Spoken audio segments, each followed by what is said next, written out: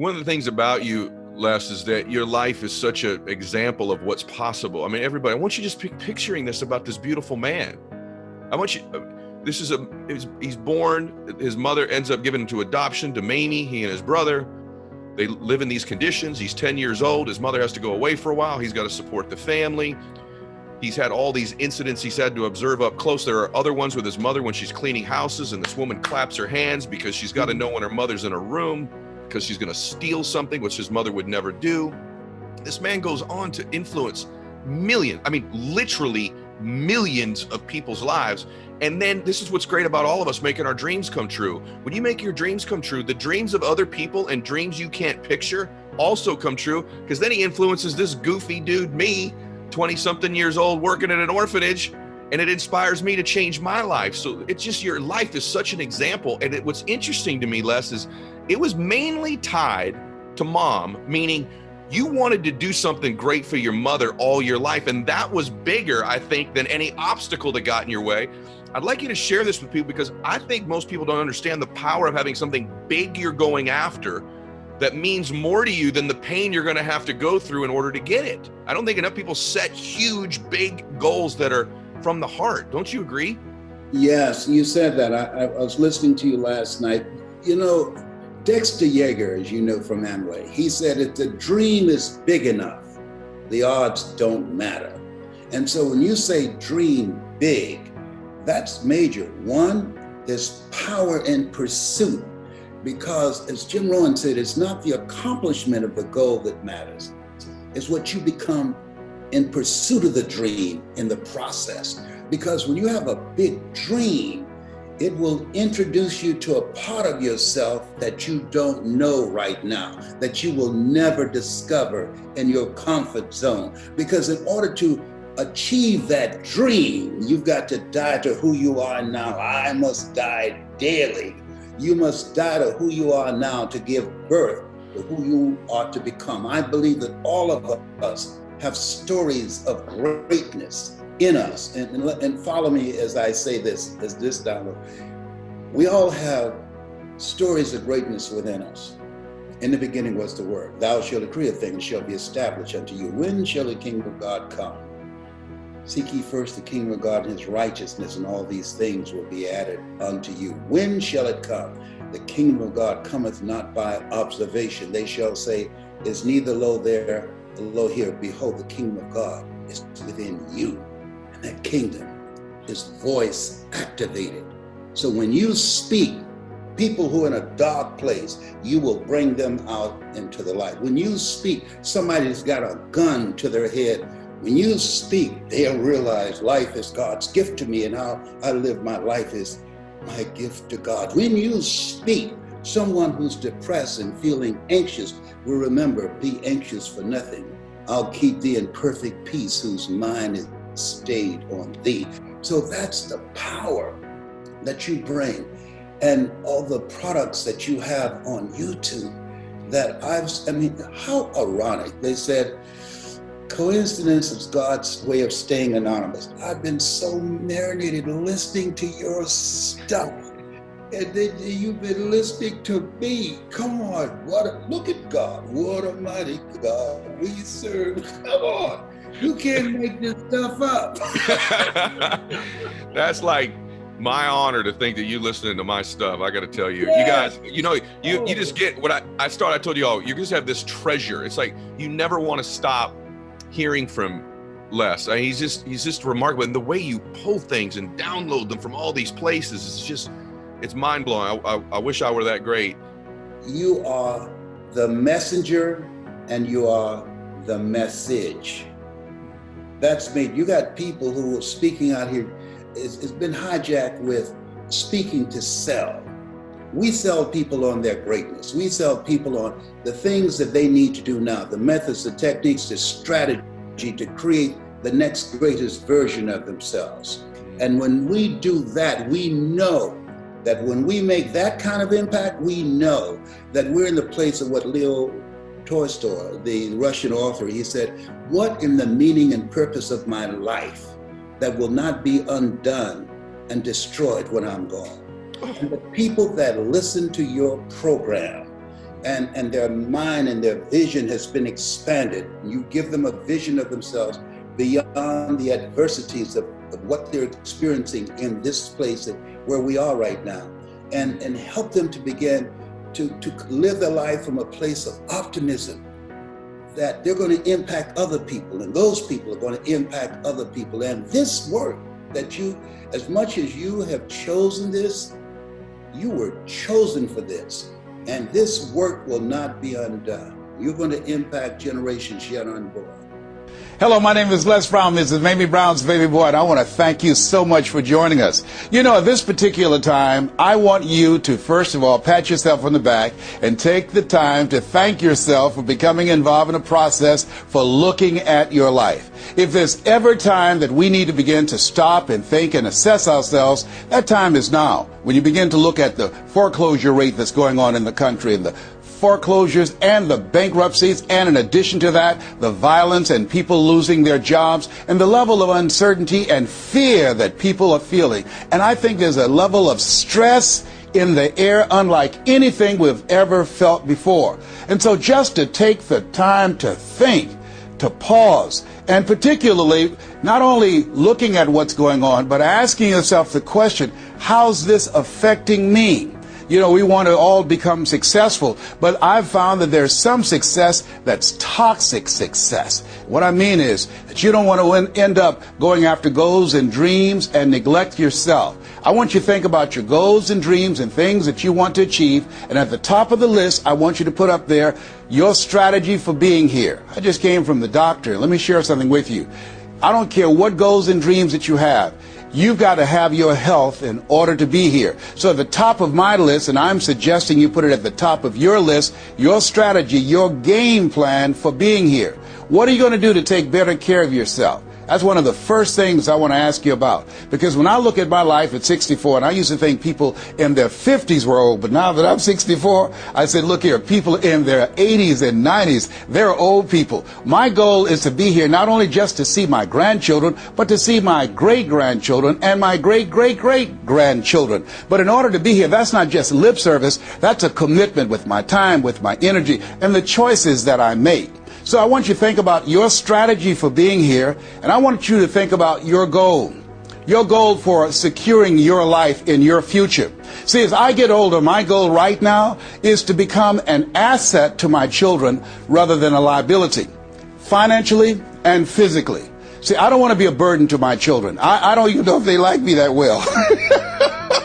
See, I love my mama. My goal and dream was to take care of my mother. I did that. I brought her home. I took care of her until she's 89. But children, they're different today. These are different type of people up in here. You don't know what this generation might do. Now, I know they say, Dad, we love you, but I really, really want to stay in good shape and take care of myself, because I don't want to be around the house and my kids saying, look here, who's going to take care of him today? All he's doing is sit around talking to himself, talking about, yes, I can, and yes, I will, talking out of his head. No, I don't want that kind of party for me.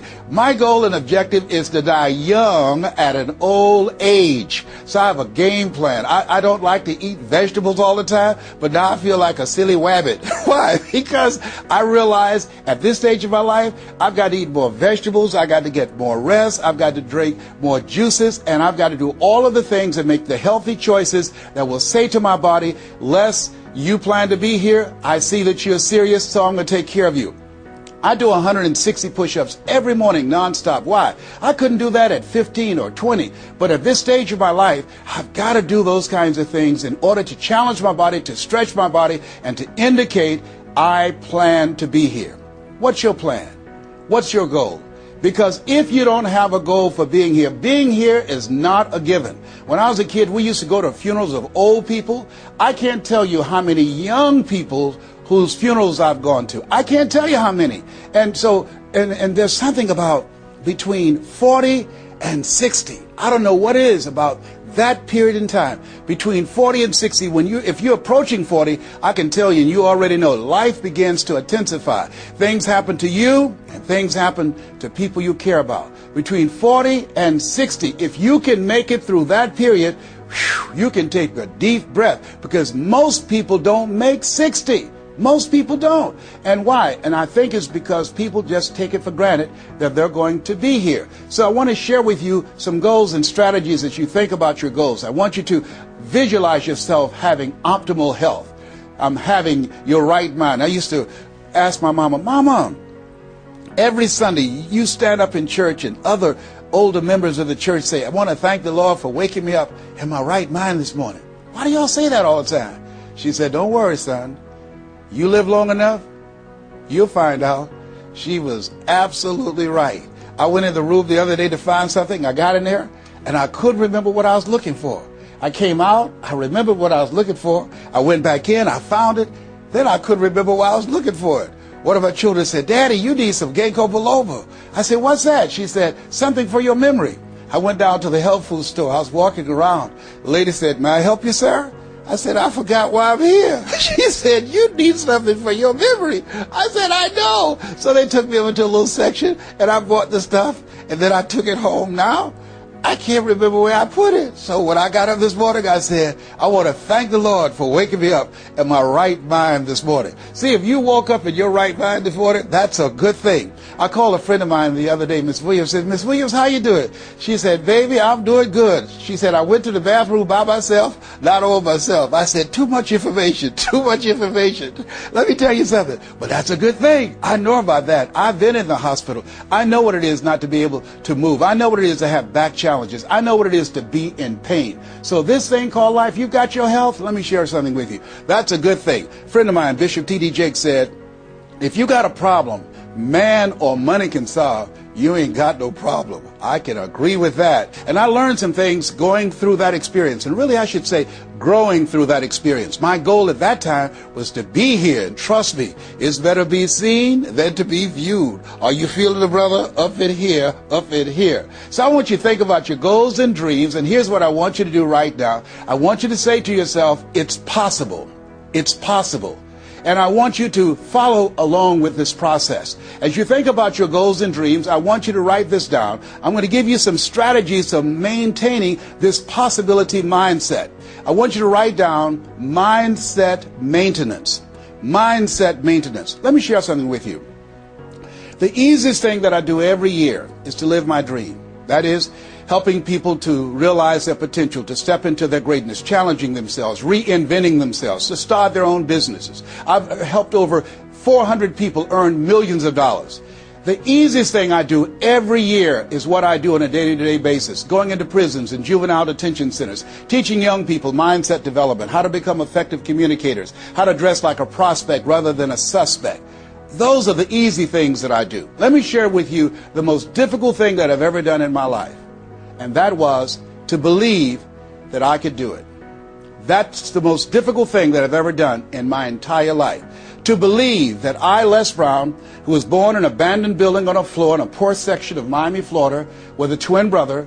We were adopted. We were 6 weeks of age by Mrs. Mamie Brown, and I called myself Mrs. Mamie Brown's baby boy. All that I am and all that I ever hope to be, I owe to my mother. I saw a sign once that said, God took me out of my biological mother's womb and placed me in the heart of my adopted mother.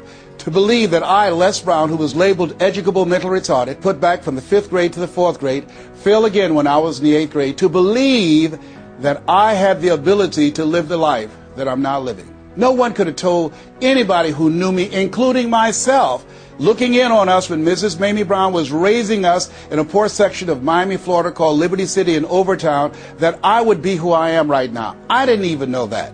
And I want you to think about your goals and dreams, and I want you to expand them. Why? Because it has been said that most people fail in life not because they aim too high and miss. No, most people fail in life because they're just like I was for 14 years. They aim too low and hit. And many never aim at all, not at all. They just go through life surviving. Someone said that many people die at age 25 and don't get buried until they're 65. I was talking to a friend of mine named Rosia, and I said, Rosia, how you doing? And she said, let me tell you something. Life is a mess. I said, girl, what are you talking about? She said, my life is a mess. She said, you know what? She said, I just was sitting up here thinking, I haven't lived. I haven't lived. She said, I've been working hard all my life, paying bills and taking care of my children, and my children are gone, and I've just been thinking, I haven't done anything. She said, when I die, I don't want when people view my body, I don't want them to say, oh, she had a funny expression on her face. I said, what do you mean by that? I don't want to have an expression that I'm mad. Because if I died right now, I would be mad. I said, why? What are some of the things you'd like to do? She said, travel. I would love to travel. I'd like to see the pyramids. I've never been to Paris. I want to go to Paris. I've never been there. There are things that I want to see, things I want to do. She said, I want to make a difference in young girls' lives, teenage mothers. I was a teenage mother. I want to be able to make a difference in their lives and see the impact that I had on their lives. And she learned, she mentioned a variety of things. And I remember a story about a lady who went to the doctor and she was diagnosed with terminal cancer. And she came home and she was sitting at a table and she was drinking some coffee, and all of a sudden she just looked up and she said, I refuse to die an unlived life. I refuse to die an unlived life. And she decided that she was going to live. That up to that point, her life was for her family, for her children, for her husband, but she had left herself out of the equation. Have you ever done that? I remember at a period of my life, I was going to work and I was working on a job that I hated. And at the same time, I was praying that I wouldn't get fired. I was praying that I wasn't laid off. I was miserable. Nobody was holding a gun to my head, but I showed up every day and I used a flimsy excuse. Well, I got to pay the bills. I've got a car payment I have to pay. I have a family, I have children, I have a car note, and I have a mortgage note I have to pay. I've got to survive. I was showing up for a paycheck. Ladies and gentlemen, that's not living. And a friend of mine said, you know when people change? And I said, no. He said, when they get to the point when they say, I've had it. I've had it. I think the only reason that you're listening to me right now, the only reason that you're watching this webinar, that there's somewhere in your heart of hearts that you've said, as you looked at your life, you said, I've had it. And not only have you said, I've had it, but you said also in your heart of hearts, I can do better than this. And let me share something with you. You can. Because if anybody told me, and I'm going to share some things with you that I've done, not for the purpose to impress you, but to impress upon you what the possibilities are when you work on your mind and have mindset development. Because I've found that how people live their lives is a result of their state of mind. It has been said, you don't get in life what you want, you get in life what you are. So part of the process, number one, is expose yourself to positive messages.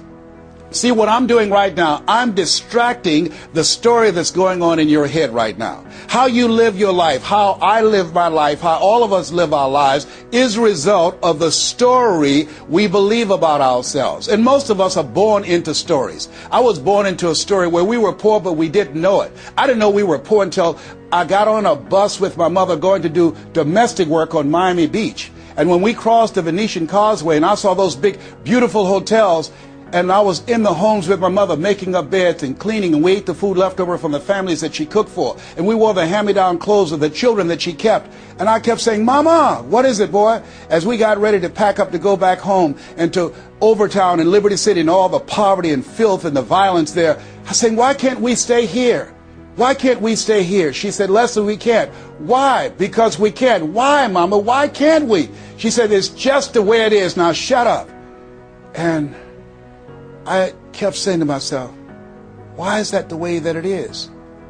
And I guess I was okay for Wesley and Margaret Ann and Leonard and Angelo and Sharon and Linda, but it wasn't okay for me. I was curious. I wanted to live like Mr. Sidursky lived. I wanted the big car that he had. I wanted that big home that he had. We lived in a 2-bedroom apartment. It was 7 of us, plus Mama. He had a big mansion, just 3 of them, 10,000 square feet. I said, Mama, what is it, Leslie? One day, I want to buy you something just like this. My brothers and sisters, when we were on the bus going back, they were just engaged in playful things. I was thinking and dreaming. Mama didn't understand why I was thinking like that, because I'd been exposed to positive messages. I had to take care of Mr. Sidursky. I had to shine his shoes and clean his office. And every day when he was listening to motivational messages, I was hearing those things too. Earl Nightingale, we become what we think about. All of us are self-made, but only the successful will admit it.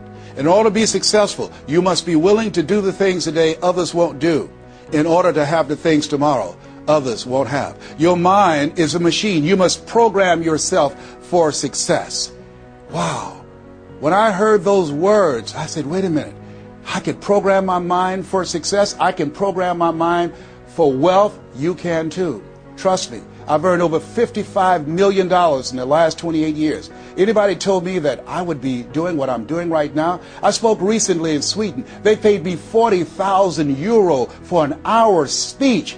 I had no idea that this Les Brown that you now see had the ability to do that. I used to work for the Miami Sanitation Department as a garbage collector. I used to be a janitor. I used to do door-to-door sales. I used to work for Sears in Miami on Biscayne Boulevard. I had no idea this Les Brown that you now see had the ability one day to give lectures at Harvard or Yale or Dartmouth University. I had no idea that this Les Brown existed. I don't tell you that to impress you, but to impress upon you. There is more in you. Simba, there's more in you than you have been expressing. All of us have seen Lion King, some great symbols in there. And I say to you, there's more in you right now than's represented in your bank account. There's more in you right now that's being reflected by your life right now. Your life is not a true reflection of your potential. You have greatness within you. You have the ability to do more than you can ever begin to imagine. There's a reason that my favorite book says, as a man thinketh, so is he. And as he continues to think, so he remains. In order for us to begin to break into that level of greatness that we have within ourselves, you have to make a conscious choice every day to expose your mind to positive messages. So I put myself on a regimen. I do this every day, and I suggest that you do it. Write this down. Number one, listen to motivational messages every day. If you have Choosing Your Future, a set of tapes, the CDs that we produce, or Creating Your Greatest Life, I guarantee you, if you do what I'm sharing with you right now, for 6 straight months, every day, your life will never be the same again.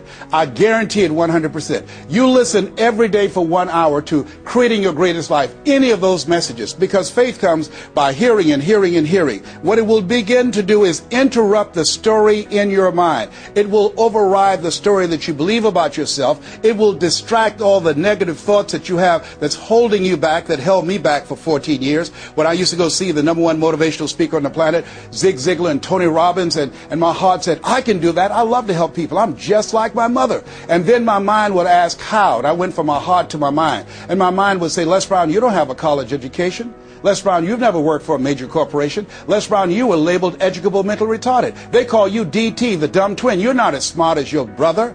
Have you ever thought about something you wanted to do and you convinced yourself that you couldn't do it? See, sometimes we need to have some external voices. And so by listening to motivational messages, that began to override the negative thoughts that I had about myself in my mind. And it gave me a new story and empowered me and gave me a vision of myself beyond my circumstances and mental conditioning and started me to writing a new chapter in my life. And so now, money will never be another issue for me. And that was an issue for most of my life because I didn't know what I didn't know and I thought I knew. So one you have to do is that you have to have a mindset development strategy where you are deliberately taking an hour every day listening to a motivational message. Every day. Here's something else. Read 10 to 15 pages of something positive every day. Why? And read it with conviction and stay focused. 10 to 15 pages every day. This is 7 days a week? Absolutely. Absolutely. Every day. McDonald's know that you know where they are. Burger King know that you know where they are. But every day they have some advertising. They have billboards. They have radio. They have television. Why? Because by exposing you to those messages, that will begin to impact your behavior. And it will drive you into the place to purchase what they're advertising. Now you're advertising for your greatness. And faith comes by hearing and hearing and hearing and hearing. So you want to listen to positive messages every day. You do this, I'm telling you, your life will never be the same again. And read 10 to 15 pages of something positive every day. I read 2 to 3 books a week. Why? Because I have goals and dreams of things I want to achieve. I want my life to count. I want to make a greater impact. At this stage of my life, I'm working on my children's education. A good man leaves a legacy for his children's children. So I'm working on their education at this point in my life. And as I begin to look at myself, in order to achieve more and to do more, I know I have to work more on my mind. And let me give you an example how this works. The most money I've ever earned in an hour and a half, $260,000. That's the most money I've ever earned in an hour and a half. A lot of people work a whole month and don't do that, or 6 months. Then, here, and this is the next thing I want you to do. I want you to look at your relationships, and I want you to upgrade your relationships. See, MIT did a study, and this study indicated that you earn within $2,000 to $3,000 of your closest friends. Not only did I start reading books every day and listening to positive messages, but I separated myself from my friends who did not have goals and who did not have dreams. Why? Because people rub off on you. It's called a mind virus. You earn within $2,000 to $3,000 of your closest friends. So when you upgrade your relationships, you got to ask yourself the question, who is it that I need to associate with, that I can learn from, that I can grow mentally, emotionally, spiritually, and financially? By aligning myself with another person that I can learn from. And Dr. Dennis Kimbrough said, if you're the smartest one in your group, you need to get a new group. Whoa, think about that. I was the smartest one in my group. Then one person called me who had been admiring me for years and said, Les, I want you to coach me and my trainers on how to tell a story and create value for an audience. And I want to share with you some things. I want to teach you some things, old man. I said, is that right? He said, yes. You always say you're never too old to learn and you're never too young to teach. I want to teach you some things. I said, okay, I'm open to that. Now, let me share this with you. He blew my mind. The most money, as I mentioned to you, I've ever earned, speaking to over 8,000 people in Salt Lake City, Utah, $260,000. I did an event with this individual, just over 500 people, because of what I learned from him. Because I upgraded my relationships, I earned over $410,000 in an hour and a half. I was excited, but I was also depressed because I've been speaking for 28 years. And I started thinking about all the money that I left on the table, all the hotels and plane rides, all of the audiences I spoke to, all of the money that I missed out on because I didn't know that I didn't know, and I thought I knew. I was a big fish in a small pond.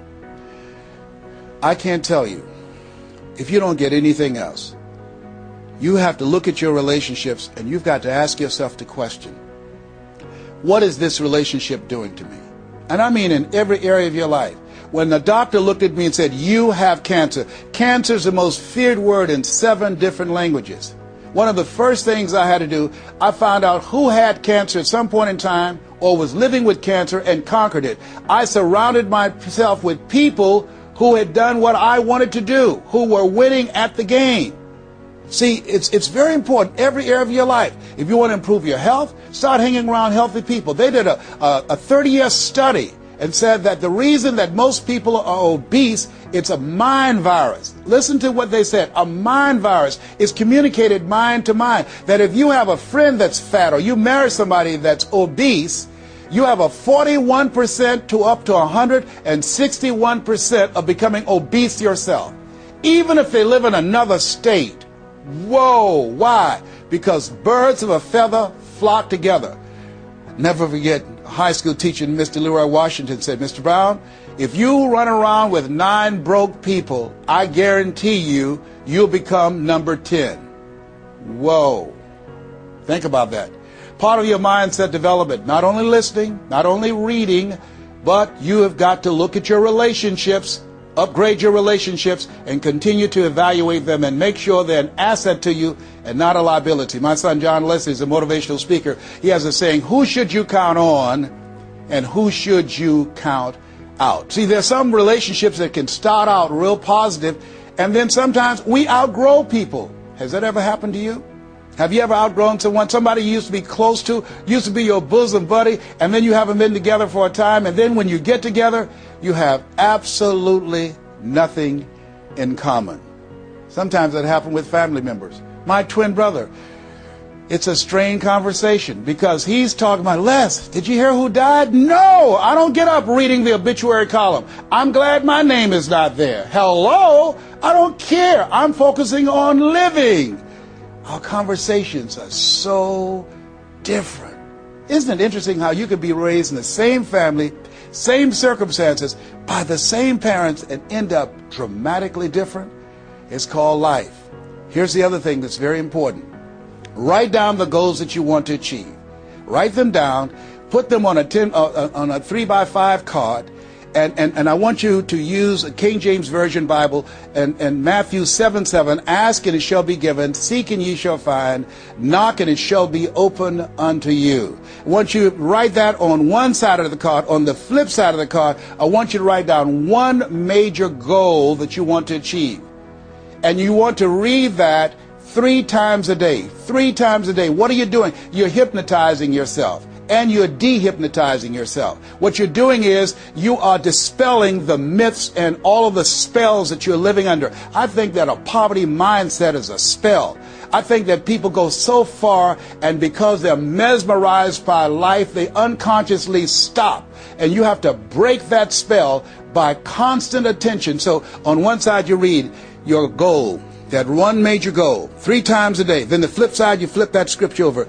Ask and it shall be given. Seek and ye shall find. Knock and it shall be given unto you. As you read that every day, 3 times a day, I can tell you, amazing things, breakthroughs will happen for you. Now, we're going to take a break right now, and I want you to take the time to think about this one thing. What is it that you're going to do differently? Because in order to do something you've never done, you've got to become someone you've never been. You've got to be willing to give up who you have been to give birth to who you can become.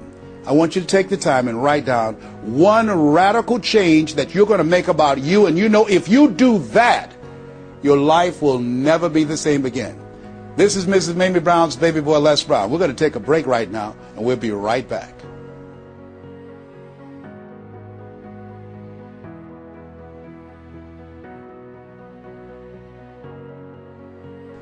Hello, this is Les Brown, Mrs. Mamie Brown's baby boy.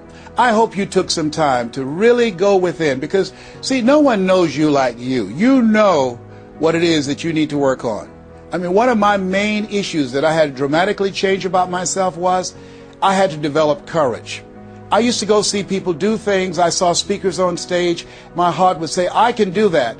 But I didn't have the courage to stand up for myself. For 14 years, I procrastinated. For 14 years, I kept myself as a spectator sitting on the sidelines. And then I saw a speaker, and he was so boring, the room was as quiet as a graveyard between funerals.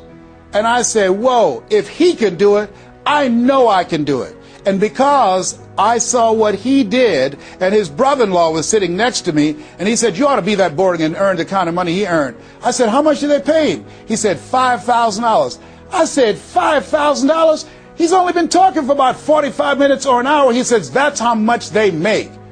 Now, I wasn't earning $5,000 a month. I said, wait a minute.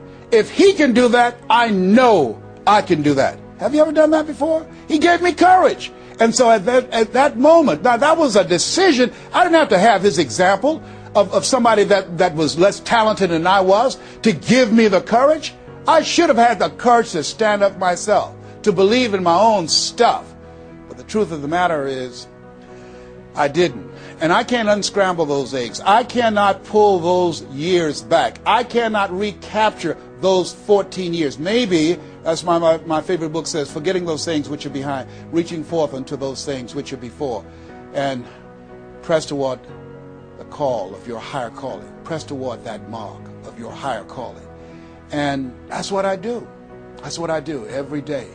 I have to continue to work up the courage. I remember going in to do a presentation before a group of educators. I was the only one there without a college degree. And I had to talk to myself. I went into the bathroom and I said, Les Brown, let me tell you something. What do you care about the fact they have MBAs and PhDs? That only means pile high and deep to you, and not any disrespect for credentials. They're very important. But I had to get myself together. Hey, look here, you can't go in there worrying about what they have. Just bring what you have. You got 7 children you got to take care of. You got a mother you have to take care of. And you have something to say. You have some talent. You have some abilities. You've got to believe in yourself. You got to stand up. You can't punk out now. You can't fold now.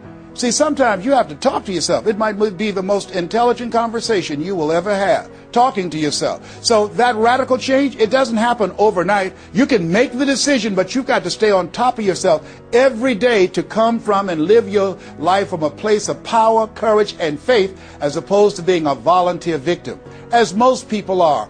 volunteer victims. Here's something else. Get an accountability partner. Get someone that's like you, a like-minded, like-hearted person, that you have similar goals and dreams, and you hold each other accountable, and you talk with each other on a regular basis. And if you can, join a mastermind group of other supportive mindsets of individuals who are working to improve themselves, who are stretching and challenging themselves. And here's something else, a worthwhile investment. Find yourself a coach. Find someone in your industry, find someone in your area of interest that you can invest in yourself and have an accountability coach. I have a coach. I spend over $100,000 a year on my personal growth and development on my coach. Why, Les? You're Les Brown. You were selected one of the top 5 speakers in the world. You got the highest award from Toastmasters International and the National Speakers Association. You're one of the highest paid speakers in the world. Why would you need a coach? If you ever watch Tiger Woods, who everybody would say arguably one of the greatest golfers on the planet today, whenever he swings, you will see him look at the ball and then he'll look to the right to look at his coach. If Tiger Woods needs a coach, what do you need? What do I need? Here's something I can tell you that I know. You can't see the picture when you're in the frame. You can't see the picture when you're in the frame. Most people fail because they don't know that they don't know, and they think they know. Einstein said, the thinking that has brought me this far has created some problems that this thinking can't solve. See, what got you where you are right now? Your best thinking has produced the level of money that you have, your level of accomplishment, the growth of your business, or the lack of. Your best thinking has produced that. Own that. Face that and get some help. One of the things I teach, ask for help, not because you're weak, but because you want to remain strong. And ask for help and don't stop until you get it. And so take the time and find someone that can coach you. Find someone that will have the courage to tell you what you need to hear and not what you want to hear.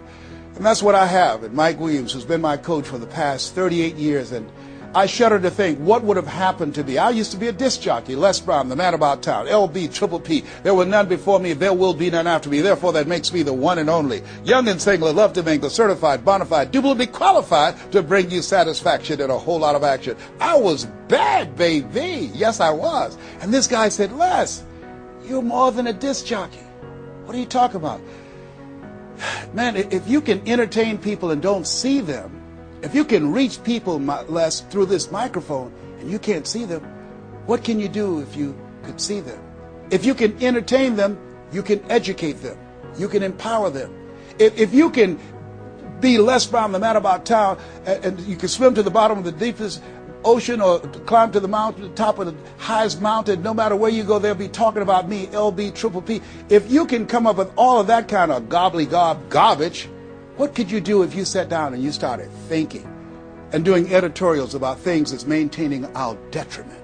What could you do to inspire people to register to vote? What could you do to begin to impact public policy? You've got to get a larger vision of yourself. I said, Mike, I never thought about myself in that way. See, has anybody ever seen something for you that you didn't see it for yourself?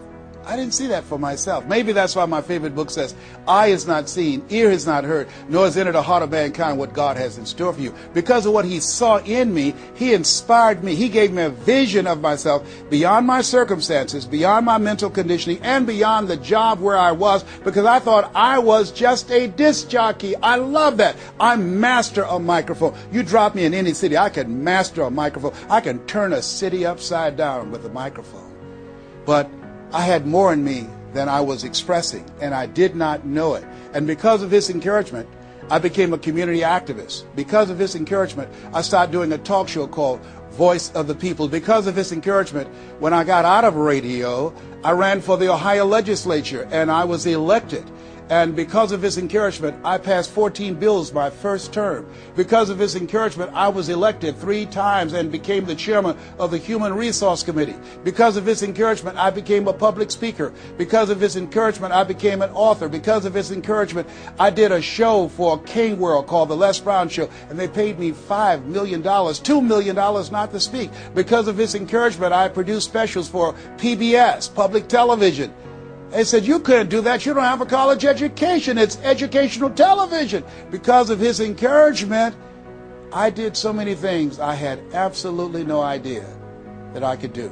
I encourage you to live full and to die empty. There's more in you right now than just working on a job where they pay you just enough to keep you from quitting and you work just hard enough to keep from getting fired. And when you make the decision and identify that key area of your life that you need to make a radical change, things will begin to open up for you. Now, here's the other thing that's very important. Once you identify your goal, I want you to get, if possible, a visual picture of your goal. My major goal was to buy my mother a home. I got the picture of the home with a 12-foot swimming pool and a basketball court on a golf course. I bought that home for my mother. It cost just over $400,000, 10,000 square feet. I had a picture long before I had the money and the down payment to get it. My goal was to be known nationally and internationally as a speaker. I had that goal. I had a card that I had on one side, asking you shall be given, seeking you shall find, knocking you shall be opened. On the other side I had, I'm the world's #1 orator. I produced that result in my life. I had a goal of becoming a talk show host. I used to watch Phil Donahue, and I put my picture on the screen of the television. As I listened to the program, I visualized myself there, and I was called by King World Production, and I had my own talk show. Well, it was the highest rated, fastest canceled talk show in the history of television. Well, at least I had one. It's called life. Now, here's something else. You will fail your way to success. Trust me on that. You can have a lot of failures, a lot of disappointments, but you will fail your way to success. Goethe says that which does not kill you will make you stronger. See, 85% of people allow their fear of failure to outweigh their desire to succeed. That's why you have to be of good courage. You have to have courage. When life knocks you down, I have a saying, try and land on your back, because if you can look up, you can get up. So once you look at and decide the goal that you want to put some things, or put a treasure board or a goal board and have pictures of the goal that you want to achieve so you can see it every day when you get up in the morning and the last thing at night. You're programming your subconscious mind where 9 out of 10 decisions that you make comes from there. Here's something else. Not only do you want a physical picture that you can see every day to remind you to keep you on course, but the other thing that's very important in achieving your goals, writing your goals down in detail and having 7 action steps that you take every day. Now, Robert Schuller said, by the yard it's hard, but inch by inch, anything is a cinch. You want to think about what are the things I need to do every day. Break it down into increments. You have your 30-day goals, and you have your 3-month goals, and your 6-month goals, and your 1-year goals, all right? You want to break it down in increments. What do you need to do starting today? Don't squander any time. There goes a second.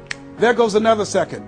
There goes another second. And all the power in the world can't bring it back. So what are 7 things that you can do starting today? And then once you do those 7 things, then you work on all the other stuff. But what are the 7 most important steps that you can take that can move you in the direction of your goal? And when I decided to become a speaker, I started memorizing quotes every day. That was one of the goals I had, to memorize quotes. I have probably over 400 to 500 quotes and statistics in my head in all kind of areas. I've spoken at the National Convention for real estate conventions, RE/MAX. I've spoken for doctors and lawyers. I trained over 5,000 doctors last year, teaching doctors how to communicate with their patients to increase their taking of their hypertension medication, to increase their compliance from 30%. I was paid $640,000 in 1 month, Monday through Thursday, 30 minutes a day. A lot of people work a whole year and don't do that. I don't tell you that to impress you, but to impress upon you. You've got greatness in you. You can do more than you can ever begin to imagine. I had no idea this Les Brown you see existed. I had no idea. And the reason that you're watching me now is because you know in your heart of hearts that you can do what I've done and even more. And so as you begin to think about that, think about writing your goals down, listening to motivational messages, changing your relationships, upgrading your relationships, thinking about 7 things you need to do every day, some radical change you need to make in you. There's an old African proverb that says, if there's no enemy within, the enemy outside can do us no harm. Here's something else that's very, very important. As we talked about having a personal coach, the next thing that's important about reaching your goals is this. What is it as you look in your past that's affecting you right now? I saw a movie called Magnolia, a powerful line in that movie. And the movie said, we might be through with our past, but our past is not through with us. Whoa. Let me share something with you I realized about myself. The reason that I procrastinated for 14 years was because when I was in the 5th grade and Mrs. Mary Ford Williams said to Mrs. Crompton, he doesn't belong here. He is slow. He's not like his brother. And they put me back from the 5th grade to the 4th grade. That affected me. I didn't even realize it. They say sticks and stones will break your bones, but words will never hurt you. Yes, they will. But they can also free you up. Because I'll never forget when I met Mr. Washington. It was my junior year in high school. I had been in special education from the 4th grade all the way up to my junior year in high school. My twin brother always made the honor roll. And he said, young man, work this problem out for me. He was a new instructor. I said, sir, I can't do that. He said, why not? I said, I'm not one of your students. He said, look at me. Yes, sir. Work the problem out anyhow. I can't do what you asked me to do, sir. Why? Sir, because I'm educable, mentally retarded. And the students erupted in laughter. They said, hey, he's DT. He said, what's that? He's the dumb twin. He's not Wesley. That's Leslie. And he came from behind his desk and he said, don't ever say that again. Someone's opinion of you does not have to become your reality. That was a jarring statement. On one hand, I was humiliated, but on the other hand, I was liberated because he looked at me with the eyes of Goethe, who said, look at a man the way that he is, he only becomes worse. But look at him as if he were what he could be, then he becomes what he should be. And here's what I learned from that experience. I want you to visualize yourself already there. Whatever goal, whatever dream that you have, see the picture complete. See yourself there. Why? We have something at the base of our brains called the reticular activating system. See, you have genius within you, and to prove it, let me give you an example. The other night, I said, I've got to get up tomorrow morning at 7 o'clock. I was at a hotel. I called downstairs and told them to call me at 7 o'clock. The hotel neglected to do it, but I woke up at 7 o'clock on the nose. Have you ever done that before? How did you know when to get up? Hey, that subconscious mind. Everything we need, the answers are already there. Have you ever seen somebody and said, you know what, I remember your face, but I don't exactly know where. And then later on you say, hey, I know where I saw you, and it came. What happened? The conscious mind sent that thought to the subconscious mind, and it pulled that information up and gave it to you. Now, when you begin to hold the vision of what it is you want to achieve, you stimulate what is called the reticular activating system. It's a network like group of cells at the base of your brain. Let me share with you how it works. Have you ever purchased a car? No one goes to buy a car that has the same color that everyone else has. Has that ever happened to you before? But then once you buy the car and you drive it off the lot, you start seeing it everywhere. Say, hey, where did this come from? Let me tell you what happened. You made an investment. And because you made an investment, that piqued your awareness, that stimulated your reticular activating system. Another case in point. I was at a party with a friend of mine, and we were dancing, and music was blasting. And she said, wait a minute, my son is crying, he's at the door. I said, your son's not at the door, because even if he were, you wouldn't be able to hear him. And she stopped, went to the door, opened the door, and there her 4-year-old son was at the door. How did she hear it and I didn't hear it and the other people dancing? It wasn't our child. It was her child. Her reticular activating system picked up his whimpering sound. And I'm saying to you that you have that in you. When you focus on your goals and dreams and you visualize it complete, it will stimulate the reticular activating system and it will lead you there following all the other things that we suggested. Now, not only is it possible you can live your dream, it's necessary that you change relationships, that you get a coach, that you meet with other like-minded people that will hold you accountable, that you write your goals down, that you have 7 steps that you do every day on your goals to monitor to see where you are. But you've got to take full responsibility. If everything work out for you, fine. If you have the money, fine. If you can get the help and support of friends and family members and your spouse, great. But if you don't, all of those things are minor things. The major key to your reaching your goals is you. Nobody's going to work on your dream harder than you. Trust me on that one. You've got to take responsibility to make it happen. If it happens when you come out the gate, fine. But if you fail, so what? Come back again and again and again and again. If it's something that you love, if it's your passion, until you do it. George Bernard Shaw said, the people that make it in this life, they look around for the circumstances that they want, and if they can't find them, they create them. Here's something else. It's hard. When I bought the first home for my mother, and I didn't do a title search, and a guy sued me, and I had to move out from the big, beautiful home I bought her to a roach-infested home I moved her out of, and the neighbors came out and said, Mamie, y'all back? Yes, what happened? My boy lost a house. He didn't do a title search, and we had to get out. They foreclosed on the house. He didn't have the $50,000 to pay the guy who put a lien on the property. It was devastating. But let me tell you something. It was worth it, because I came back. 90 days later, I got a bigger and better house. 90 days later, I stayed focused on the goal. And that's the thing that you want to do. Stay focused on your goal. Keep the main thing the main thing. You're going to have distractions. That's a part of the process. It's not there to stop you. It's only there to challenge you. You want to grow through it. You know, I think it was Robert Schuller who said, tough times never last, but tough people do.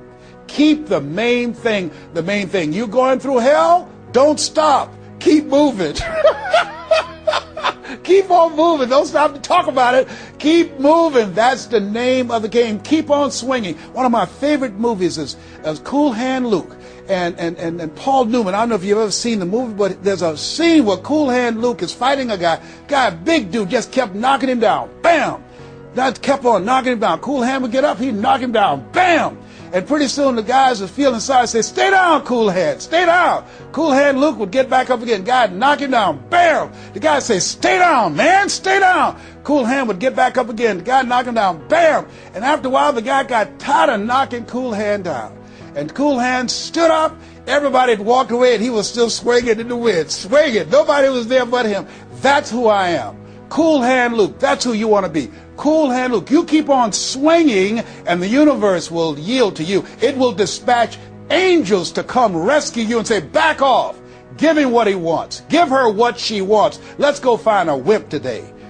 That's the way life is. It's hard, but it's worth it. What will make it worth it for you? Nietzsche said, if you know the why for living, you can endure almost anyhow. I want you to take the time and write down 12 reasons on why you won't fail. Because when the tough times come, and they're going to come, when life hits you on the blind side, and that's going to happen, your children start going crazy, or someone you thought you'd be married to for the rest of your life, like I went through, and they decide they want a divorce, called life. What is it that can keep you going? Your reasons will be your rod and staff to comfort you, to take you through that process. I can tell you it's possible. You can live your dreams. It's necessary that you surround yourself with people you can learn from and grow from, that you write your goals down, you work on them every day, that you have a made-up mind, I'm going to make it. It's necessary that you constantly work on yourself, reading positive material, listening to positive material, going to seminars and workshops, investing in yourself, getting a coach. And it's you. You've got to take personal responsibility to make it happen. Don't see yourself as a victim. And it's hard. It's hard. Changing your life is hard. Getting up, working when you're in pain is hard. It's hard. It's hard. Working when you are trying to make something happen for you and the family, and you go home and you're facing a living hell where you need to refuel and replenish yourself mentally and emotionally and spiritually, and you got a battle in your home base. It's hard to keep your spirit up. It's hard. And people don't see the vision. They don't believe in you. They say, oh, you can count on me, and they're not there. They just lied. They're only there when they need you. It's hard. I can tell you, it's worth it. The sacrifice that you have to make, I can tell you from my experience, it's worth it. So take the time to write down, what are those 12 reasons of why you won't give up? What is it that will make it worth it for you? And once you find that, you will create some momentum in your life, and then it's done. It's done. Stick a fork in it. It's done. Here's something I want you to keep in mind. Life is a fight for territory. It's a fight for territory. And once you stop fighting for what you want, what you don't want will automatically take over. I want you to read that. I want you to memorize that. I want you to put it someplace where you can see it. I want you to keep that in mind. Life is a fight for territory. And once you stop fighting for what you want, what you don't want will automatically take over. Once you stop fighting for financial freedom, I am cancer-free, I'm debt-free, and I'm drama-free. I have the faith to call forth those things that be not as though they were. I'm fighting for my peace of mind. I'm fighting for my freedom. I'm fighting for my children's children's children.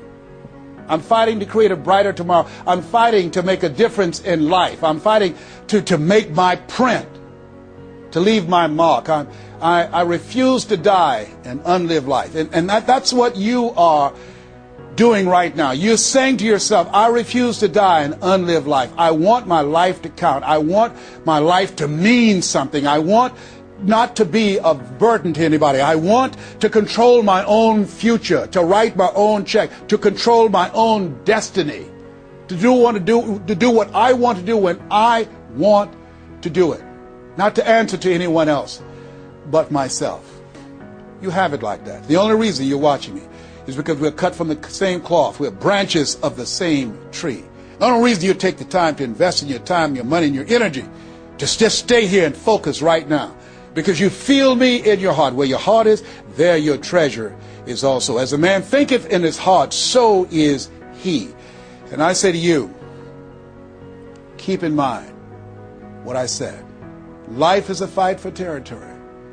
Once you stop fighting for what you want, what you don't want will automatically take over. Jim Rohn said something I love. He said, when the end comes for you, let it find you conquering a new mountain, not sliding down an old one. No. Life is too short and unpredictable, as Helen Keller would say. Eat the dessert first. Don't let it find you sliding down the same mountain. I don't know what your goals are.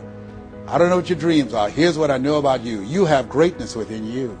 Here's what I know about you, and I don't even know you, but based upon my own experience, you were chosen on purpose for a purpose. 1 out of 400 million sperm. You have greatness within you, but greatness is a choice. It's not your destiny. It's a choice that you have to make every day. Choose ye this day whom ye shall serve. The mediocre part of yourself or the greatness that you were chosen for.